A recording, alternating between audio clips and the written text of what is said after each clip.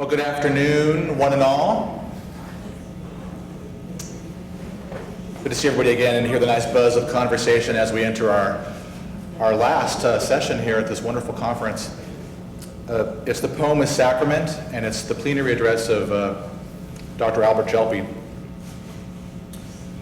I have just a couple of I statements to share with you before I begin my brief, I promise, Al, brief, introduction of Albert Gelpi. I confess here publicly a great secret. I believe more in majoring in professors than I do in subjects. And yes, I know I love ideas, we all love ideas, but I can do it both end. I love ideas and people, and the relationships are more dear to me. So I can also share with you that I got fully Gelpi'd in graduate school. I was able to take a course with Barbara Gelpi where we talked about decadence and Catholicism, and Chesterton and Flannery O'Connor's feminism, which was an adventure. And Barbara was a superior teacher, and that's a fond memory. I have a fond memory of working with Father Donald Gelpi, who is a rare and unique American theologian, one of the most original thinkers, I think, to have lived in the last 100 years, especially as an American theologian, Donald Gelpi of blessed memory. I got to study with Al, and when I told my friend Matt Lusky about Al Gelpi, Matt was working at University of Oregon on Gene Toomer's pamphlets, modernist pamphlets, those small, and Matt said, "Oh, great, Murph, again, God is with you, or grace is with you, however he put it. Al Gelpi is the dean of American poetry." I said, "Oh, I have that going for me, don't I, Matt?" And so, really a grace, and it's been a grace. So neither the well-crafted biography that's of Al in the pamphlet, beautiful pamphlet, nor my remarks will ever describe what Al has done for American letters, really global letters. Not only as a critical writer, teacher, but as an editor.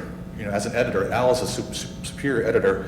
So I just wanted to share with you 3 little points to kind of share with you as I introduce Al, things that I honor in both Al and Clan Gelpi.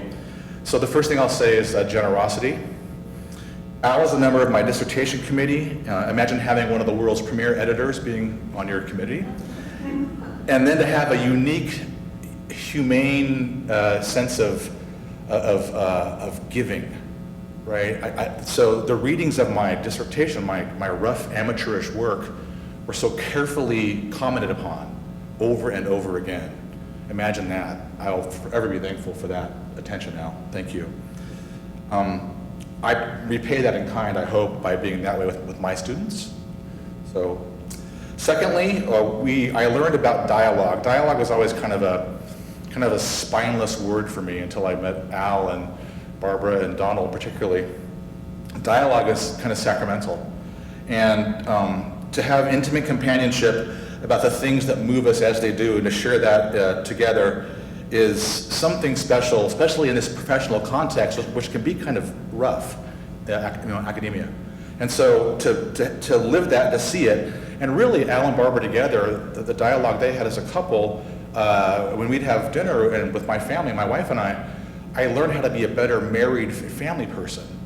That modeling was very dear to me. And every time we had dinner at Al and Barbara's, I bring the kids, don't bring the kids. It didn't matter. It was never an issue. It's a big tent with the Gelpis. So I thank you for that. I remember too, so often Donald and Al would dig out their copper cups from the Jefferson administration and sip gin and talk about Catholic identity politics with nothing but laughter. And that's fun for me as we move into a great dinner. There's a third thing always, but I'm going to leave it because there's something sacramental about a third thing. And I'm pretty sure that Al will walk that terrain and lead us. And so it's my honor to introduce Albert Gelpi, Home in Sacrament. Thank you.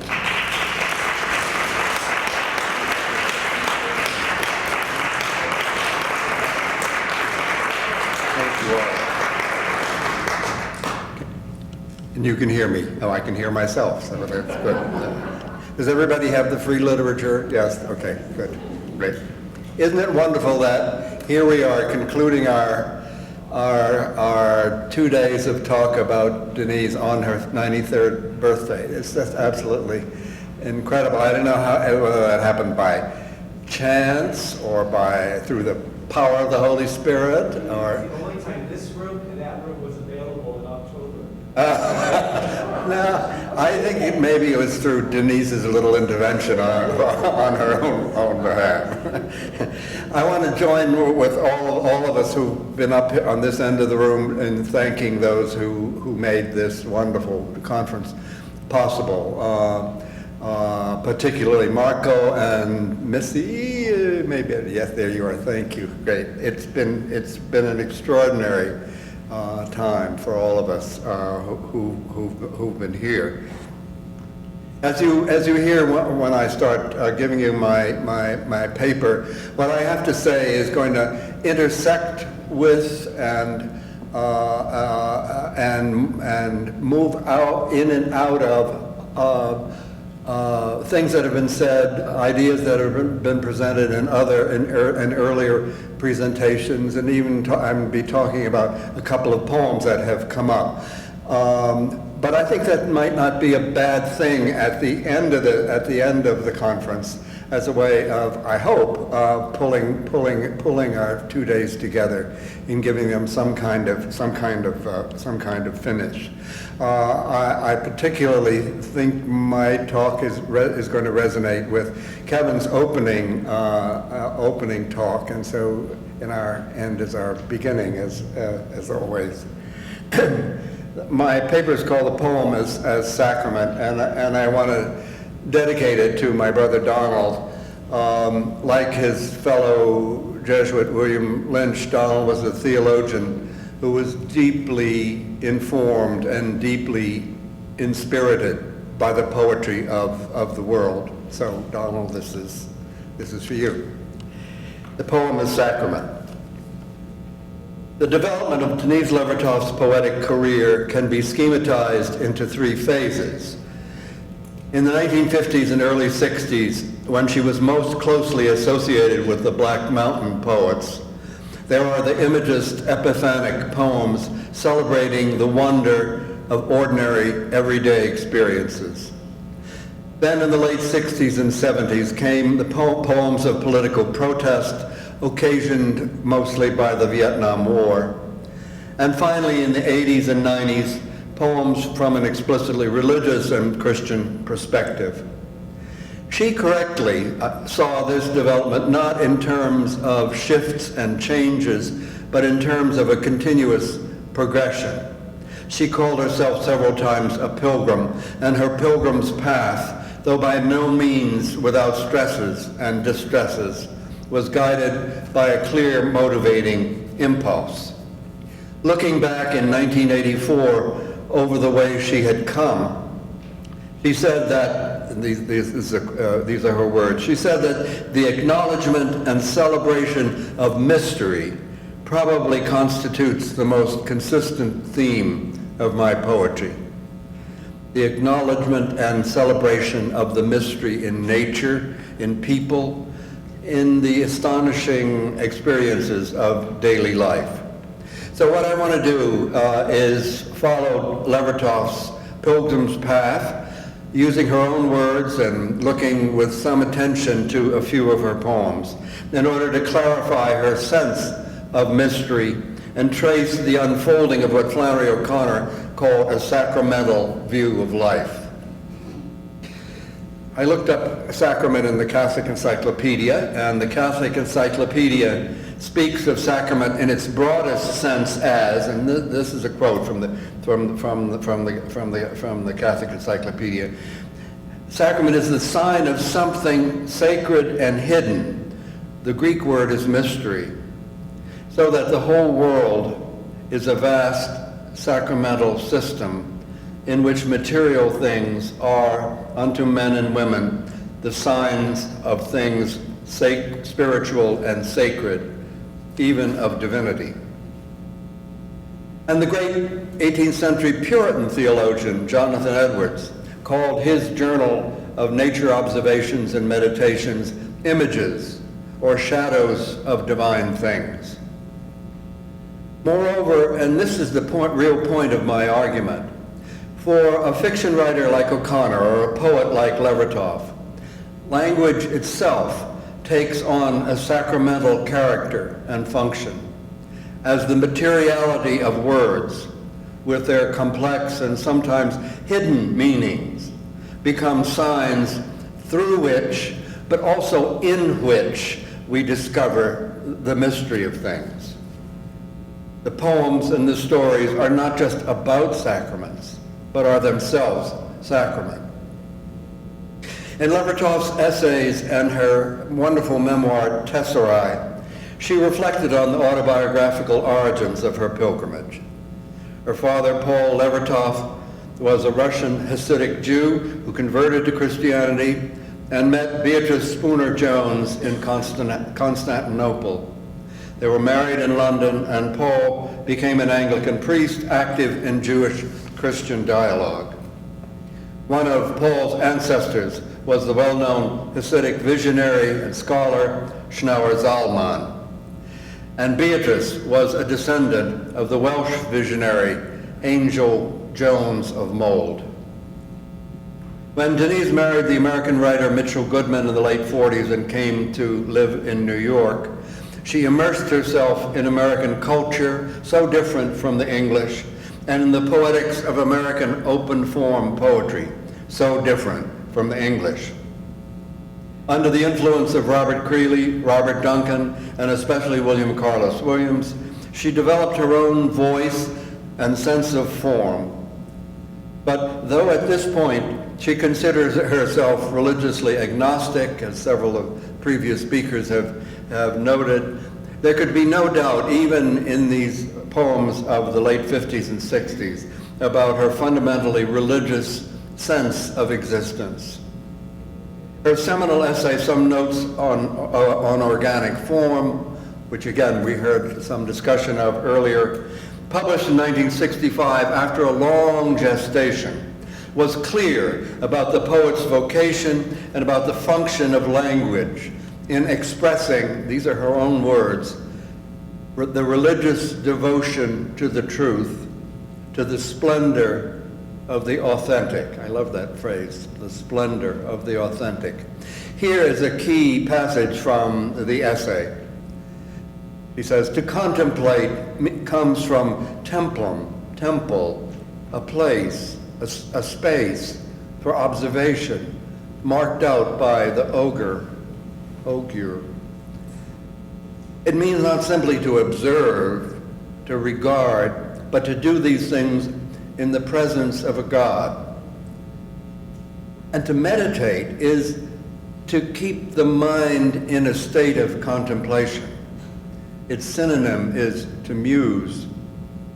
And to muse comes from a word meaning to stand with open mouth. Not so comical if we think of inspiration, to breathe in. So, as the poet stands open-mouthed in the temple of life, contemplating his experience, there come to him the first words of the poem, the words which are to be his way into the poem, if there is to be a poem. The poem, she says, and we saw that earlier this afternoon, the poet is brought to speech, and she italicizes brought in the essay. Poet is brought to speech, inspired by the experience of the world. As her search in the etymology of words for their hidden meaning indicates, source of contemplate, muse, meditate, and so on. As her search in the etymology of words for their hidden meaning indicates, words are the poet's means of apprehending and participating in mystery. Language links subject and object, poet and world, in the perception of mystery, or as she preferred to say, in the apperception of mystery. That is to say, the conscious recognizing of what we perceive. Levertov's first collection of essays, which included some notes on organic form, she called The Poet in the World. Her first book of poems after coming to the U.S. she called Here and Now, Momentary Miracles of the Ordinary. You have on your handout, the first poem I think should be a poem called The Ripple. So we're going to look at the text of the Ripple. The Ripple is a kind of still life poem. Notice as we read it how the objects take on distinct material form in the words on the page. The poem is all image. The word image itself is isolated for emphasis in a line of its own. The gradual apprehension of the objects of this little world is all visual until the awed quiet is sublimated in the poet's imagination by the ripple of laughter. Notice too, as we read the poem, its form and shape. Not just the simplicity and directness of the verbal description, but the very arrangement of those words on the page gives the poem its material form and invests the described objects with their shimmering mystery. The short lines play out the sense perceptions in the process of discovery, with the line breaks often scored against the syntactical structure of the sentence. Line breaks in an open form poem, as Levertov learned from Williams, provide, and these are her words again, provide a form of punctuation additional to the punctuation that forms a part of the logic of the completed thoughts. Line breaks, together with the intelligent use of indentation and other devices of scoring, represent a peculiarly poetic, italicized, a peculiarly poetic, alogical, parallel, not competitive punctuation. So here is the image, detail by detail. On white linen, the silk of gray shadows, threefold, overlapping a tau cross. Glass jug and tumblers rise from that which they pass, and luminous in each overcast of cylindrical shade, image of water, of brightness, not gold, not silver, rippling as if with laughter. The careful lineation with pauses at the line breaks enables us to focus and see what might otherwise go unnoticed. The silken gray shadows on the white linen, the solid jug and glasses rising from their cast shadows, the translucent shimmer of jug water, the configuration of the triform shadows, all held in the play of light. The words, many of them monosyllabic, or sense data of real and physical objects, with only two unobtrusive instances of figurative language, the metaphor of the tau cross and the simile of rippling laughter, both registering the poet's apperception or conscious recognition of what she has perceived, apperception of the sacramental aura radiating from those objects, images or shadows of divine things. The light that turns the linen cloth into silk throws the threefold shadows that the poet's imagination sees as a tau cross, sacred symbol in Egyptian mysteries, as well as in the Judeo-Christian tradition. And in the last line, the poet's awed response translates the shimmer of light into the ripple of laughter. In O Taste and See, which should be the next one on your handout, in O Taste and See, the title poem of Levertov's 1964 collection, the primary mode of sense perception is not sight, but as the title says, taste. But again, taste, like sight, becomes an agent of vision in and through the words of the poem and their material shape on the page. The first two lines invert Wordsworth's famous opening of the sonnet on Westminster Bridge, "The world is too much with us." And Levertov breaks those lines to emphasize her inversion, her turning inside out of Wordsworth's dictum.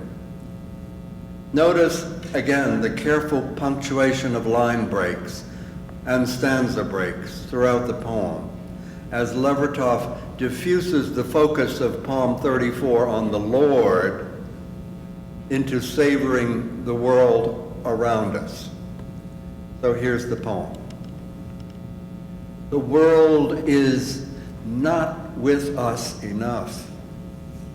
Oh, taste and see, the subway Bible poster said. Meaning the Lord, meaning, if anything, all that lives to the imagination's tongue.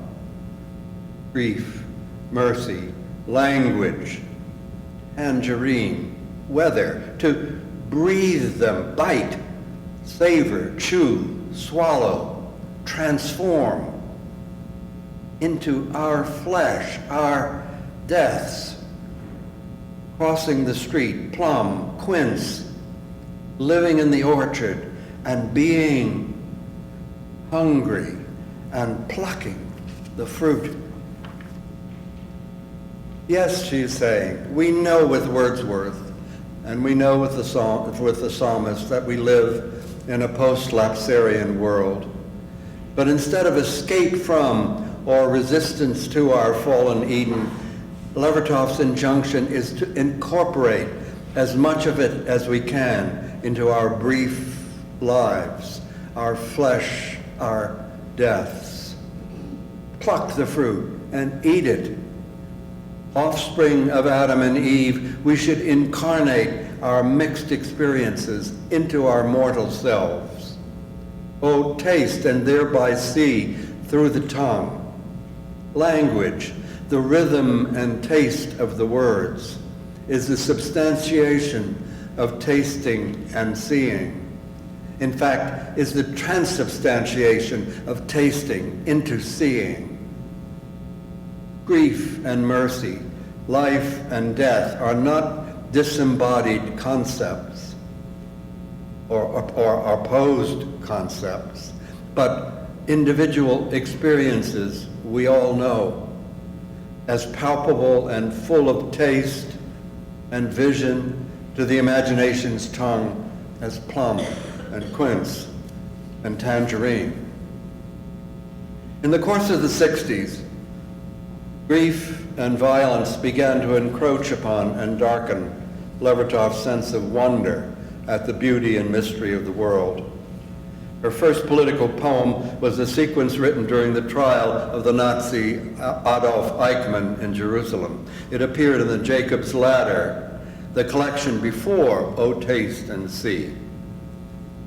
But by the time the Sorrow Dance came out in 1966, after O Taste and See, the change in tone and focus in Levertov's poetry is unmistakable.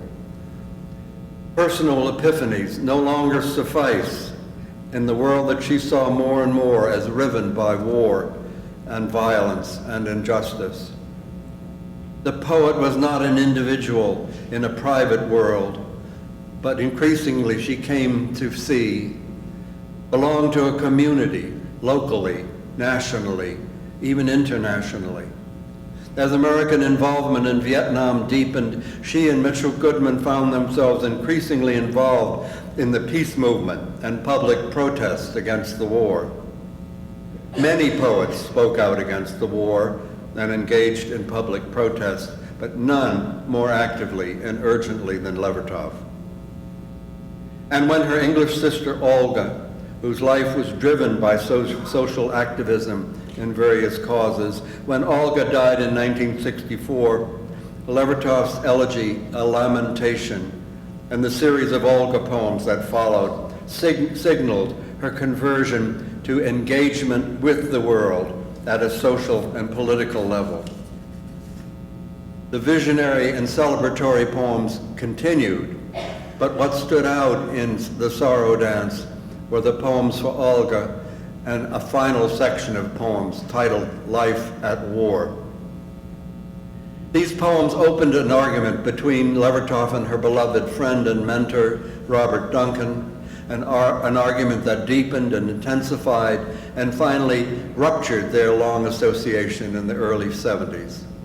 Duncan also was opposed to the Vietnam War, but with increasing forcefulness and increasing high-handedness, he tried to persuade Levertov that her political activism was undermining her visionary imagination and corrupting her sense of language with empty rhetoric and didactic moralisms. She worried about the accuracy of his charges, but precisely on moral grounds, she felt that her imagination had to address a world at war or lose its relevance. War, she told Duncan, could not remain, quote, an empty, and she underscores empty in the letter, an empty word. All our words have to be filled up, be backed by imaginative experience. Could not language envision not only personal insight, but the violence disrupting our communal life?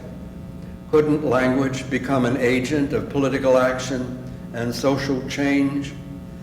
She was unsure and moving into unsure territory for herself, but she felt she had to take that risk for the very sake of imagination and language.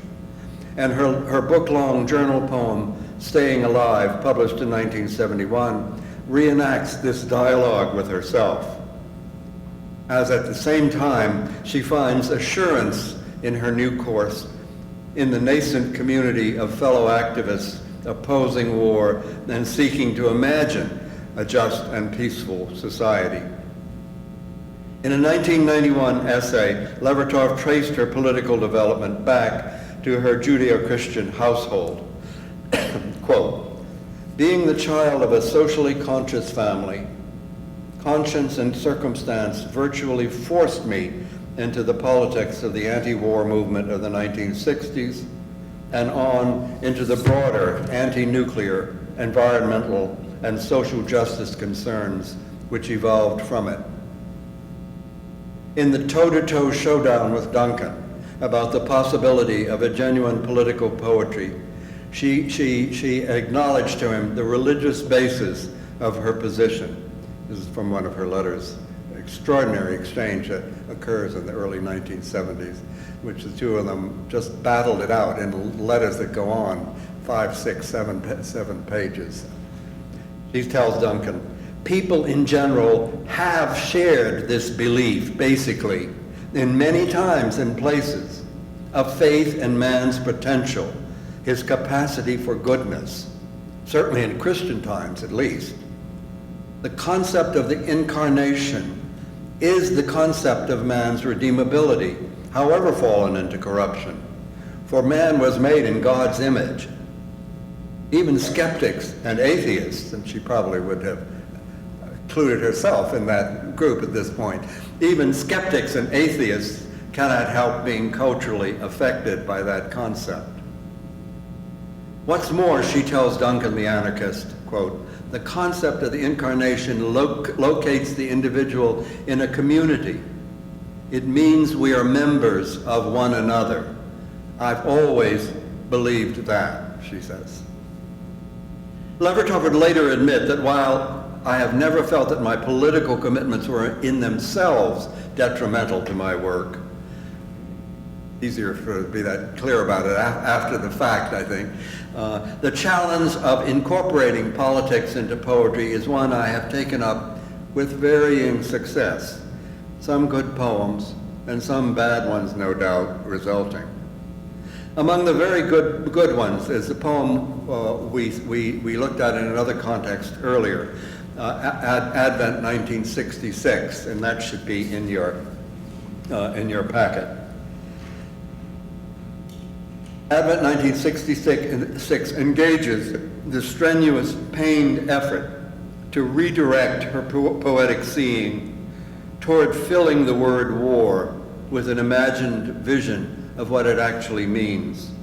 The language of the poem is punctuated with references to vision, saw, see, eyes, sight, all the way down the poem, as you hear when we read the text.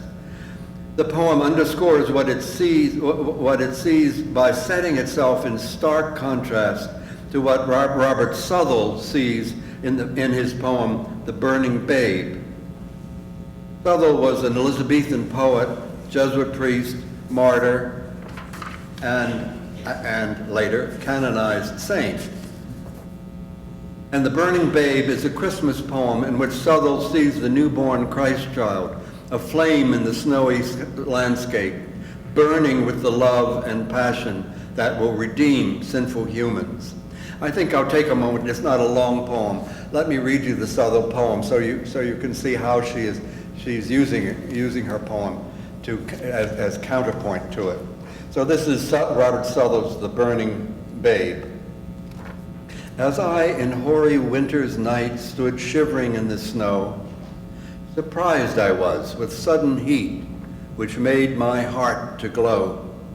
And lifting up a fearful eye to view what fire was near, a pretty babe, all burning bright, did in the air appear, who, scorched with excessive heat, such floods of tears did shed, as though his floods should quench his flames, which with his tears were fed. Alas, quoth he, but newly born, in fiery heats I fry. Yet none approach to warm their hearts or feel my fire, but I. My faultless breast the furnace is, the fuel wounding thorns. Love is the fire and sighs the smoke, the ashes shame and scorns. The fuel justice layeth on, and mercy blows the coals. The metal in this furnace wrought are men's defiled souls, for which, as now on fire I am to work them to their good, so will I melt into a bath to wash them in my blood. With this he vanished out of sight and swiftly shrunk away, and straight I called into my mind that it was Christmas Day.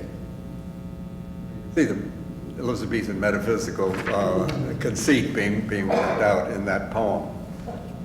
So Levertov's Advent 1966, we all know Advent is the time of the expectant waiting for the coming of the Savior.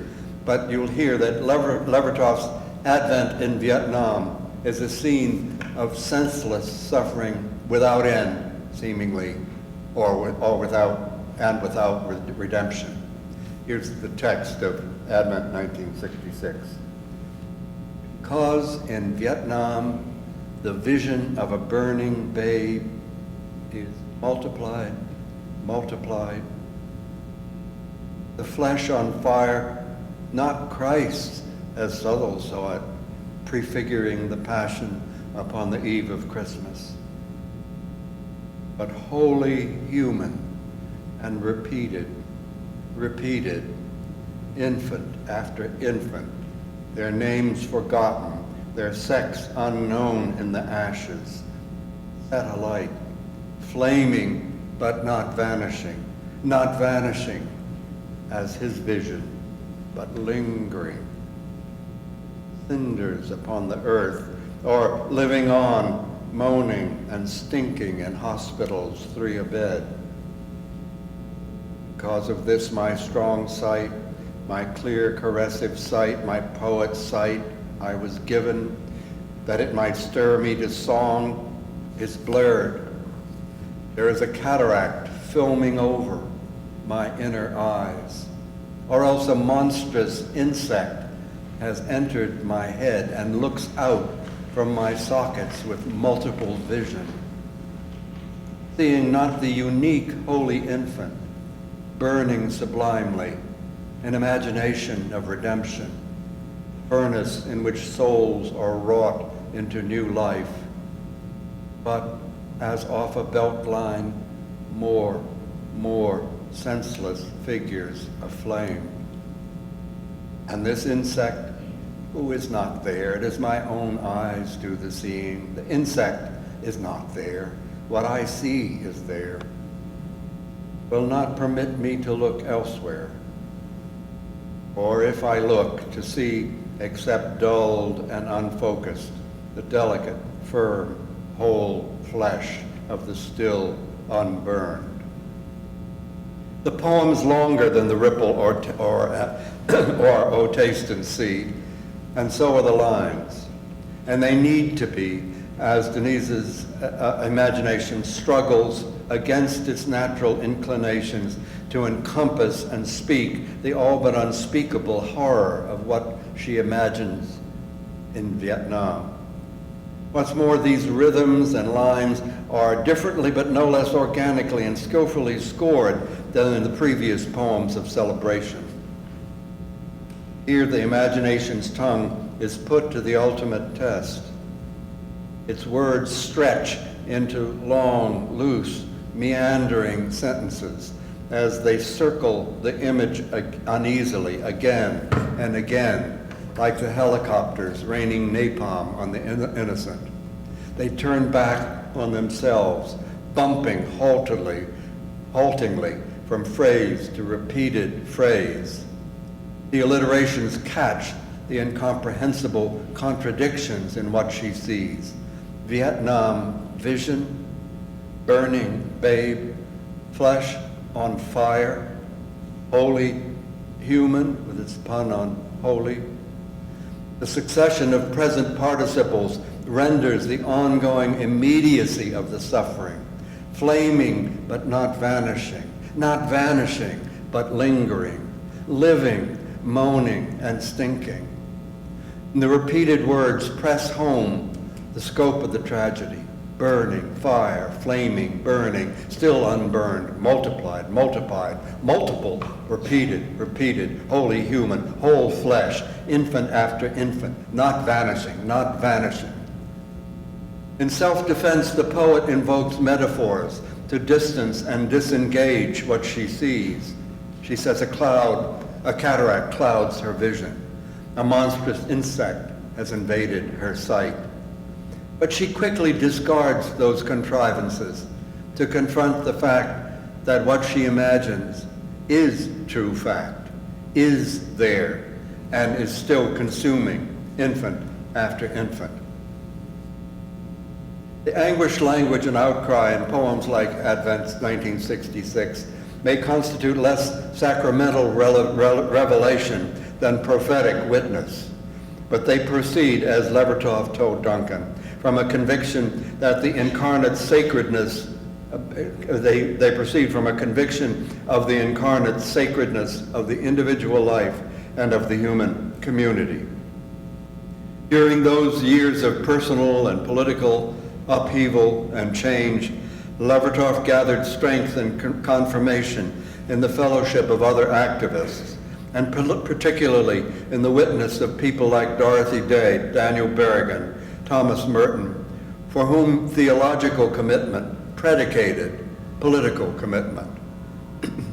Levertov's essay, A Poet's View, published in 1984, traces the quickening of her religious sensibility over the previous decade.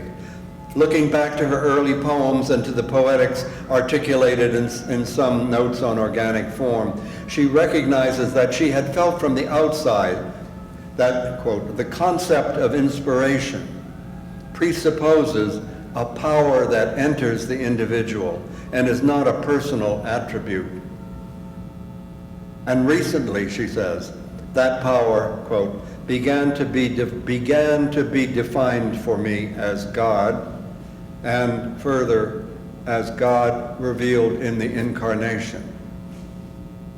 Consequently, she goes on to say, in the matter of religion, I have moved in the last few years from a regretful skepticism which sought some measure of relief, which sought relief in some measure of pantheism, while it acknowledged both the ethical and emotional influence of my Jewish Christian roots and early education, to a position of Christian belief. It's a complicated sentence, and I bungled it in the middle, so I'll read it again. In the matter of religion, I have moved in the last few years from a regretful skepticism which sought relief in some measure of pantheism, while it acknowledged both the ethical and emotional influence of my Jewish Christian roots and early education, close parenthesis. We were talking earlier about her parenthetical self-corrections.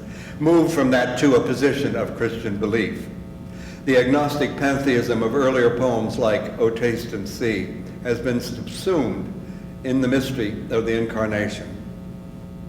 Levertov's sequence Mass for the Day of St. Thomas Didymus, which we were just hearing about, first published as a chapbook in 1981 and included in the 1982 collection Candles in Babylon, is a dramatic marker in her work because it turned out to be a poem of conversion. She conceived the poem, she tells us, as a sequence using the traditional parts of the liturgy, Kyrie, Gloria, Credo, Sanctus, Benedictus, Agnus Dei, for an agnostic Mass for doubting Thomas. However, quote, a few months later when I arrived at the Agnus Dei, I discovered myself to be in a different relation to the material and to the liturgical form from that.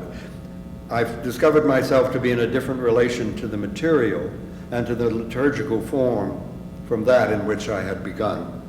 The experience of writing the poem, that long swim through waters of unknown depth, the experience of writing the poem had been also a conversion process, if you will. The invocations, as we saw, of the deity in the Mass move from, O thou deep, remote unknown, to thou unknown I know, and the known, unknown, unknowable. The decisive transition from unknown to known comes, in my reading of the poem, at the end of the Benedictus, when she says, the Word chose to become flesh. In the blur of flesh, we bow, baffled. And the Agnus Dei comes to complete the poem, and we read it, and we heard it sung at lunch. Levertov was raised an Anglican, and in the 80s, she began to worship in various churches where she said, I discover spiritual fellowship and an active commitment to my political values. And in 1990, she chose to be received into the Roman Catholic community. The volumes of poems in the 1980s and 90s still contain political poems, opposing violence and oppression, opposing the rape of God's created earth, advocating peace and justice, care for the earth, but also more and more poems with religious and explicitly Christian concerns. The last books Levertov put together before she died were two collections comprised of poems from her previous books, pocket-sized for greater portability, and published just months before her death in December 1997. They're lovely little books. The Life Around Us, selected poems on nature, and the second one is called The Stream and the Sapphire, selected poems on religious themes. Already suffering from the lymphoma that took her life, she obviously intended the two collections as a kind of summary and synthesis of her life's work. Passage is the last poem in a sequence called Of God and of the Gods in the collection Oblique Prayers, 1984. The lines are again longish for Levertov, but here, in contrast to the halting movement of Advent 1966. Listen to the slow, steady, smooth movement of these lines as they are scored to catch the long, unbroken, sustaining sweep of spirit blowing through the natural world. The sound and movement of the words on the page turn description into sacrament. The poem consists of 4 sets of tercets, 4 sets of 3 lines, and they modulate the interchangeable meanings of the Latin spiritus as spirit, wind, breath, divine, divinity, nature, humanity. Its sweep embraces all human history, extending the Ruach, God's breath over the primordial waters in Genesis, to the immediate spring moment of the here and now. This is explicitly a poem of inspiration. The poet breathes in the spirit of the landscape and breathes out the poem. Unlike the earlier Levertov poems, the lines here are mostly end-stopped rather than enjambed, measuring the regular intake and expulsion of breath. Listen as the first 2 end-stop tercets yield to the single sentence that expands through the tercets that comprise the second half of the poem. As the words slip along, notice how differently the alliteration and repetition function here from their effect in Advent 1966. Listen in the persistent sibilant sounds, the S sounds, for the quiet passage of wind. Watch out for reiterations of words and variations on words and syllables that spell out the continuity of the movement. Here then is the text of passage. The Spirit that walked upon the face of the waters walks the meadow of long grass. Green shines to silver where the Spirit passes. Wind from the compass points, sun at meridian. These are the forms the Spirit enters: breath, ruach, light that is witness and by which we witness. The grasses numberless, bowing and rising, silently cry Hosanna as the Spirit moves over them and moves burnishing over and over upon mountain pastures. A day of spring, a needle's eye, space and time are passing through like a swath of silk. The alliteration of initial W's, walked, waters, walks, wind, becomes concentrated in the middle line where breathing metamorphoses into seeing. Breath becomes light that is witness and by which we witness. The first syllable of the title passage, pass, blows through the poem as passage, grass, passes, compass, grasses, pastures, all the way to the passing in the last line. The sibilant S sounds in every line build to the miraculous sense in the last line that all space and time are passing through this spring day like a swath of silk. The poem becomes the needle's eye through which time and space pass. So we've followed Levertov from the silken shadows that form a tau cross to the silken passage of spirit through the natural world. The incarnation implicit in Levertov's poetry from the start becomes the central concern of her later volumes. Sands of the Well, published in 1996, the year before her death, was the last volume of new poems that Levertov organized with her usual care for the shape and balance of the collection. on belief in the physical resurrection of Jesus, which you should have on your handout, comes toward the end of that volume. Levertov's early mentor, William Carlos Williams, who taught her more about language and the language and form of poems than anyone, remained with her during the years in which she moved so decisively away from Williams' secular, anti-metaphysical viewpoint. But in the 1980s, she was still writing about Williams, thinking about Williams. She wrote several essays about Williams' example as a poet. And in the poem On Belief in the Physical Resurrection of Jesus, she adopted the form that Williams invented and adopted in his late poems as the most flexible and expressive measure for the unmetered verses of open form poetry. Namely, tercets or triads of lines of widely varying length and number of stresses, he called them variable feet, spaced down the page with stepped indentations to give the words ample space all around them to register and to resonate.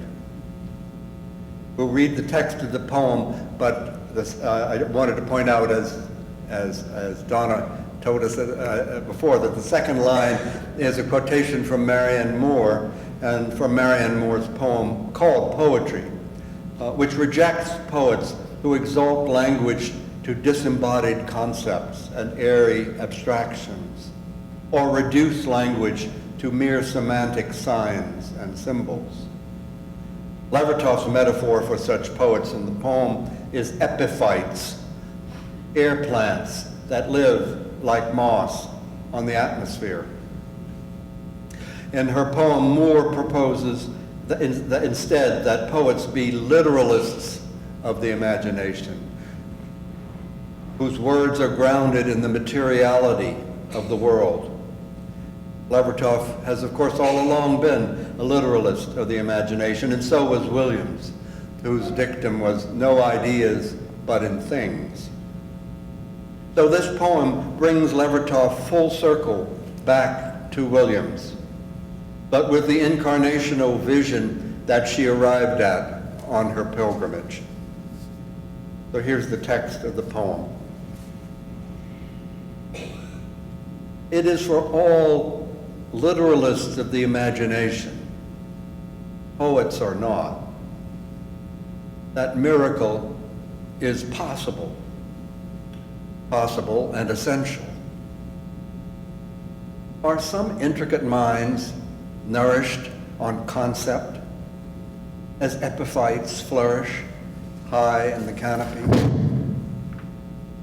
Can they subsist on the light, on the half of metaphor that's not grounded in dust, grit, heavy, carnal clay? Do signs contain and utter for them all the reality that they need? Resurrection for them, an internal power, but not a matter of flesh. For the others, of whom I am one, miracles, ultimate need, bread of life, are miracles just because people so tuned to the humdrum laws, gravity, mortality, can't open to symbols' power unless convinced of its ground, its roots in bone and blood. We must feel the pulse in the wound to believe that with God all things are possible. Taste bread at Emmaus, that warm hands broke and blessed. As with Williams' late triadic poems, the openness of the form here allows Levertov a certain prosy discursiveness that suddenly coalesces in the images melding those two resurrection moments. Thomas knowing the risen Christ by touching his wounds, the disciples at Emmaus recognizing him in the breaking of the bread. Oh, taste and see. But now, taste the Lord, the incarnate God, whose miraculous rising informs all the miracles of daily life. The acknowledgement and celebration of mystery, we heard Levertov say at the beginning of my talk, was her governing theme. And primary wonder is the poem that she chose and placed to close Sands of the Well. The poem is a kind of loose and inverted, unrhymed sonnet with sestet before the octave. It breaks in the middle and shifts in the middle like a sonnet.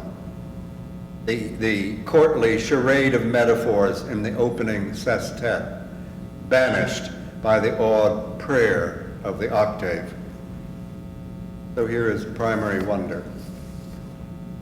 Days pass when I forget the mystery. Problems soluble and problems offering their own ignored solutions jostle for my attention. They crowd its antechamber, along with a host of diversions, my courtiers, wearing their colored clothes, cap and bells. Then, and there's the volta of the sonnet, the turn of the sonnet. And then, once more, the quiet mystery is present to me. The throng's clamor recedes, the mystery that there is anything at all, let alone cosmos, joy, memory, everything, rather than void. And that, O Lord, Creator, Hallowed One, you still honor hour by hour, sustain it. At the end of the essay, A Poet's View, Levertov writes, I would say that the imagination, which synergizes intellect, emotion, and instinct, is the perceptive organ through which it is possible, though not inevitable, to experience God.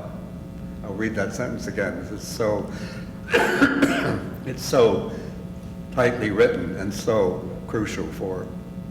I would say, and she's thinking of, in the past, if you know that essay, she's just quoted Wallace Stevens saying God and the imagination are one. And she says something like, Williams may mean that, that we've made a God out of the imagination, or that the God is a figment of the imagination. But I would say that the imagination, which synergizes intellect, emotion, and instinct, is the perceptive organ through which it is possible, though not inevitable, to experience God.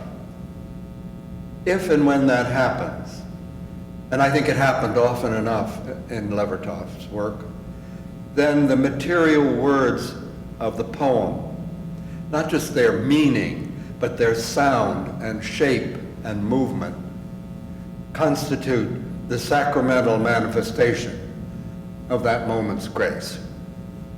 Thank you very much.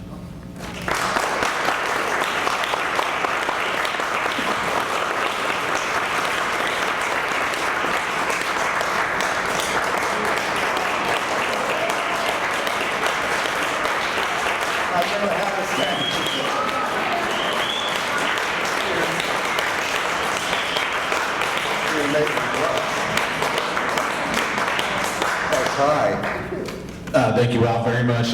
We'll have an hour to unpack Al's beautiful speech, his plenary address, his celebration of Denise.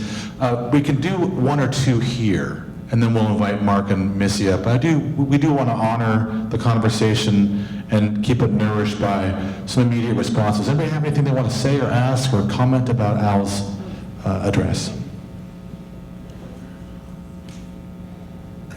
I left you speechless.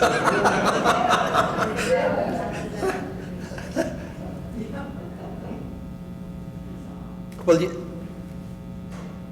yes, I knew you'd have one.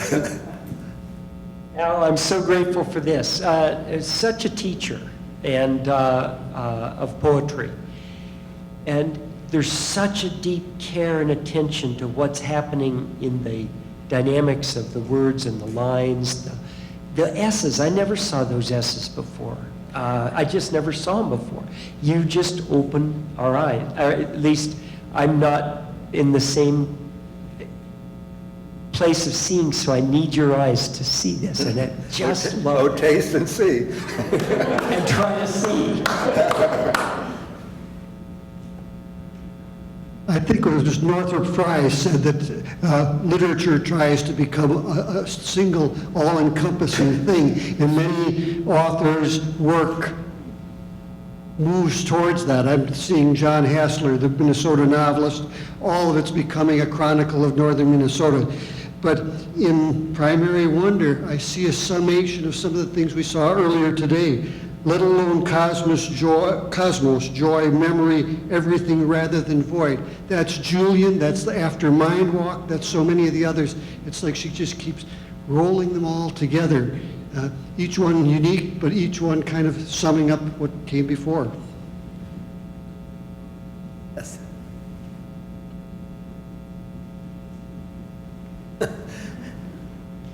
No, I just found it so interesting. You said the poem is sacrament, and then how language actually works and the imagination. And the theologian I worked with yesterday, Johann Baptist Metz, he says that if he would have had a decision to say how theology should be written, he would have done it in poetry, because that's actually the only way how you can do theology that is appropriate to the mystery. So I just thought that how you were setting it up and how language is really the way how we connect with the divine mystery is very interesting. And then if you think of Dei Verbum, this Vatican II document on the Word of God, Yeah. in the opening very important parts, it goes into that direction, even though it then doesn't follow on Yes. with it, but it has the intuition that language actually is not only something additional to the revelation, but that actually through Yes. language. Yes. Thank you very much. That's right. And there's, reading Levertov, you see how she does it. Other poets do it different ways, but yes. David? We'll take one more, and it's David. Thanks. A bird doesn't fly on one wing, David. Now, The subtext of Primary Wonder is nothing, is that nothing would exist. And that's the witness that informs all of Denise's work, is that it's all pitched on the brink of oblivion. And I think that's why she's the most courageous person I've ever met, because she never blinked on the possibility that nothing is a possible outcome. and she obviously placed that poem at the end of and she must have known she was pretty close to the end by the time she put that book. Thanks again, Al. I'm going to hand it over here now to Father Mark Bosco and Missy Bradshaw for some closing remarks. Let's hear it, though, for Al Gelpi.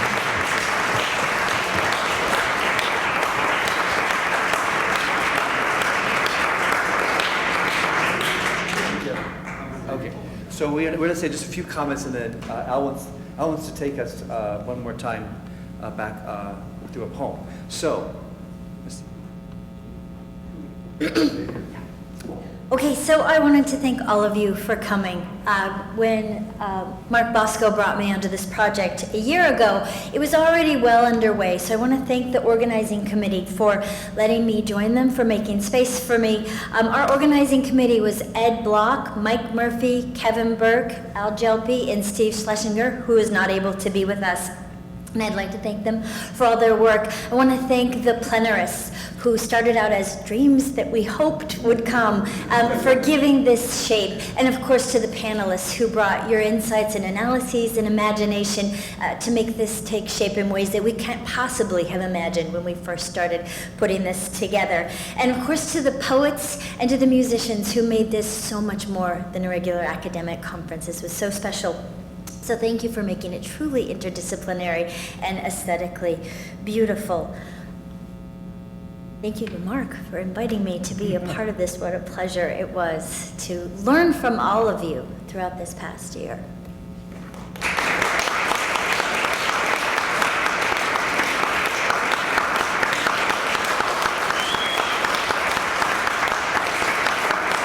Really, we couldn't have done this without Missy, so I really do appreciate you coming on board and just really being excited. What I loved about working with Missy is she would report back about how she was with emails with you, and she'd say, "These are the nicest people in academia I've ever met." They're like, "What do you want me to do?" "I'll do it." You said this over and over to me, and I thought there was... I work on Amy Lowell, and nobody likes Amy Lowell. Everybody loves Denise Levertov. All this passion, you don't have to fight anybody, you just like her. It was really mind-blowing. So it was really a wonderful, and really just the organizational stuff. I wanted to say a couple of things. I do want to thank everybody too for coming. I want to thank, many ways, again, as I said before, it was Kevin's visit here a few years ago, and again, we were in some conversation, and we both heard each other say we had to do this. And so I really thank you, Kevin, for the plenary.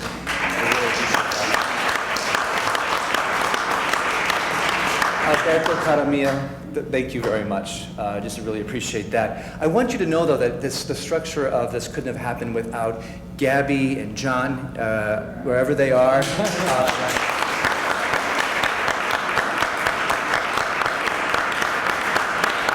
I wouldn't know what to do at the Center for the Hank Center for the Catholic Intellectual Heritage without them. They really keep the thing rolling and keep me on task and make me laugh and tell me when I should stop doing what I'm doing. So, so I really appreciate that.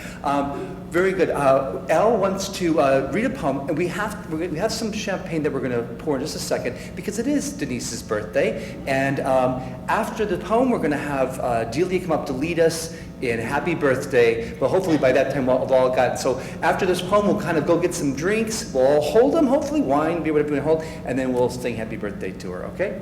Yeah. This is a short poem, and I thought it was a good gloss on a lot of what's been said for the last 2 days. And it's an early poem of Denise, a fairly early poem of Denise. It's called Overland to the Islands, and it's a wonderful gloss on her description of her pilgrim's path, not in soaring terms, but in terms of the splendor of the authentic of daily life. And I'm reading this poem out of a lovely little anthology of Denise's poems, bilingual edition that Christina Gomez and her colleague Bernd Dietz did. And I have it at hand, and that's what I'm using. So overland to the islands. Let's go, much as that dog goes, intently haphazard. The Mexican light on the day that smells like autumn in Connecticut makes iris ripples on his black gleaming fur. And that, too, is as one would desire, a radiance, consorting with the dance. Under his feet, rocks and mud, his imagination sniffing, engaged in its perceptions, dancing edgeways. There's nothing the dog disdains on his way. Nevertheless, he keeps moving, changing pace and approach, but not direction. Every step, an arrival.